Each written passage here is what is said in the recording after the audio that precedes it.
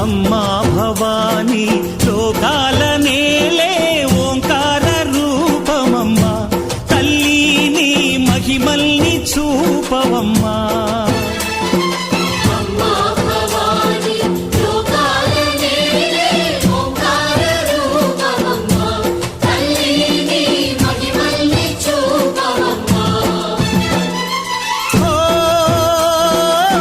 సృష్టికే దీపమా, శక్తికే మూలమా, సింహరథమే నీదమ్మా. అమ్మ దుర్గమ్మ భక్తులను దీవించుమా.